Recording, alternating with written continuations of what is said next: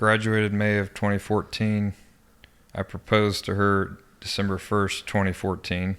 Fast forward a year to December 15th of 2015. That's when we got the devastating news that she had stage 3C ovarian cancer, basically stage 4, and then found out that we could not have children. So, I wanted to be a dad. So I found out in a matter of 5 seconds that not only could I not have children with my future wife, it wasn't even my wife yet, but she was fighting for her life.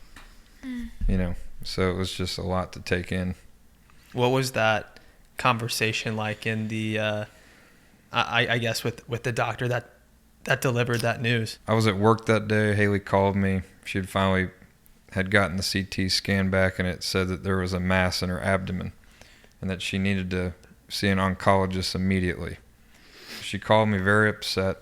I went and talked to my boss, said, hey, I think I need to go to this appointment. She's very upset. I was still brushing it off. I was like, this isn't happening to me. We're going to be fine.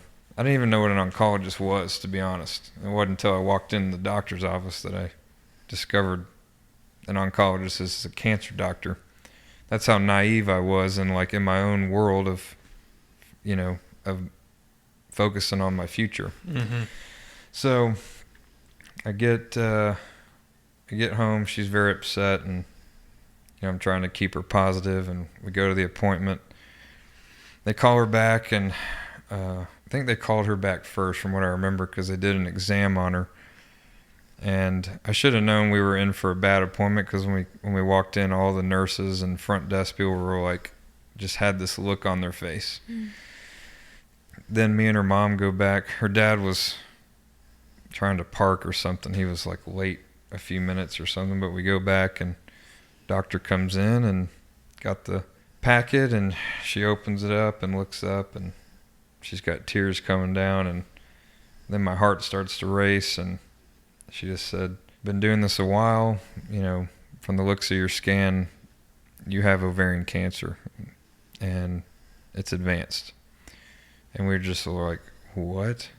And Hayley, first thing she said was, please tell me I can have children, because she was put on this earth to be a mom. That was what she was born to do. And she said, unfortunately, you're going to have to put that on the back burner. You need to focus on your future, on your life. And so that was very shocking. That was only, she was just telling us from a scan. They obviously have to do like a biopsy to make sure that it is what it is. So that was a few days later when we got confirmation that it was cancer, and that it was everywhere, and that she would not have children. And that was when it really sunk in that this was real, because we still were trying to have some hope that it could be something else. But it is what it is. What were you thinking at that time? Were you thinking this, like, why is this happening to us and like my future wife right now? Oh, 100%.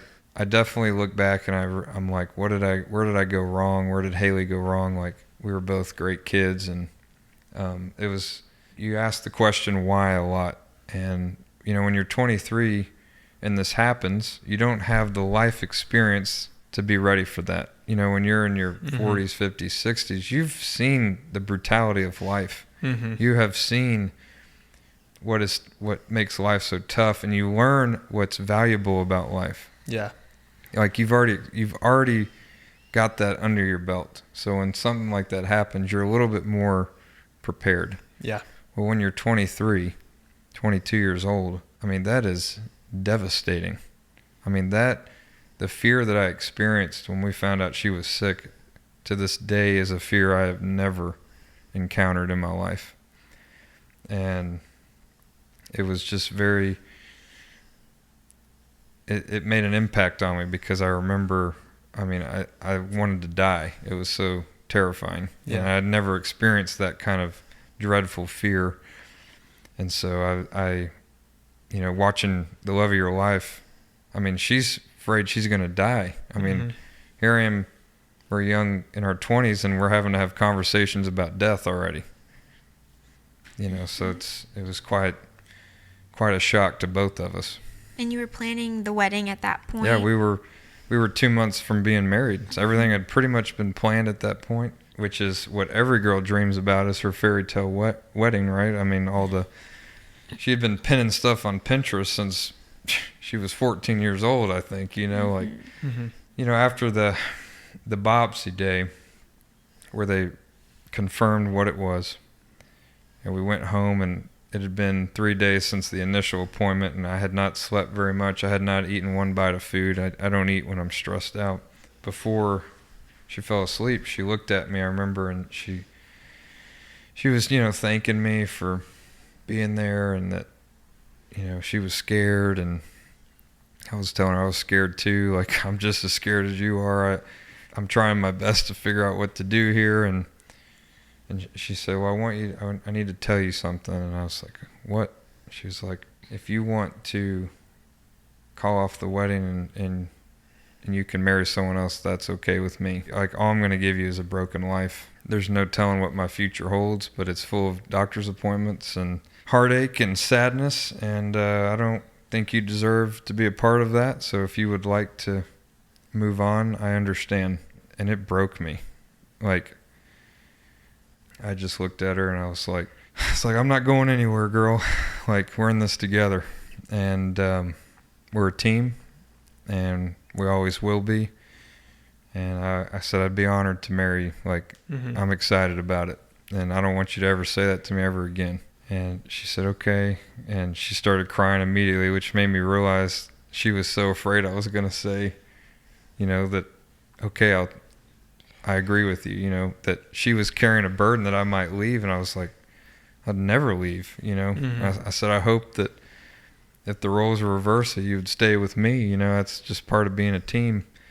And when you love someone, you do what you have to do. Yeah.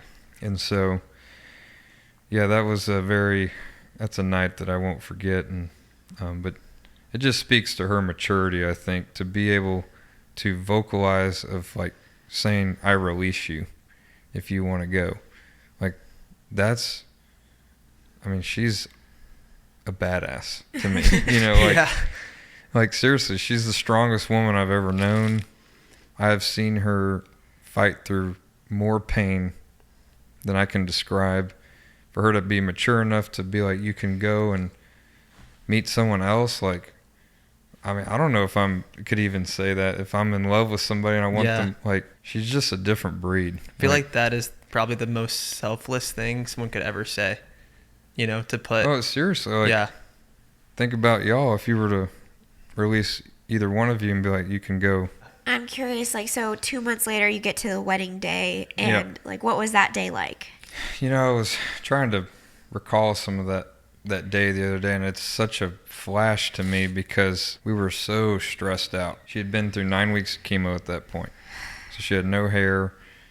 The steroids and the chemo made her blow up. So her wedding dress that she had spent on, she had to go get it all re-altered and fixed and stuff, so which made me sad for her. The day went by fast. It was still enjoyable, but it was, like I said, there was a cloud over it. And, a lot of the people that said that they couldn't come to the wedding ended up calling back and say, we'll be there because of the news. And yeah.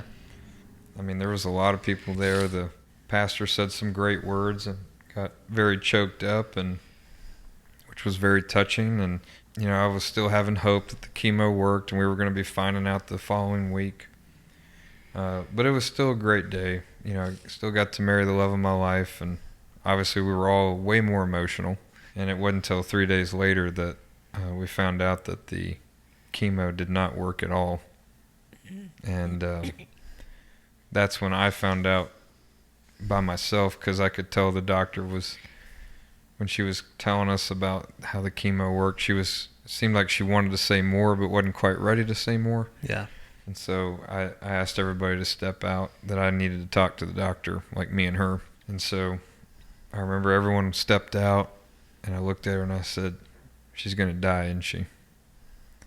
And she looked at me and with tears, and she went, she's got 6 months.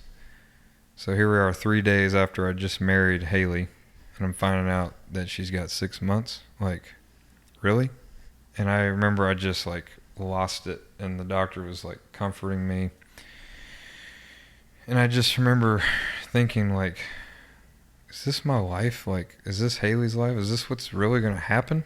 Mm-hmm. Like, we were meant for each other. Like, do this to a couple that don't even love each other and abuse each other. Like, why us? And so I couldn't bring myself to tell her that. I said, you're going to have to tell her that news, like, when you're ready. She said, well, I don't want to tell her yet. I want you to go on your honeymoon and enjoy it before I do tell her something like that. She's like, but I told you because if I'm a doctor, you asked me, I'm going to tell you. Like, that's the way I am. I was like, well, she was always honest, Yeah. And I respect that. So I had to gather myself, go out into the waiting room, look at Hayley in the face, knowing that she's dying. Yeah.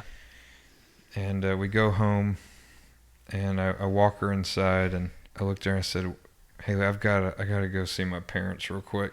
And she's like, she goes, that's fine. She goes, I need some time alone anyways to think about some things. So I left, and I remember my parents talk about this.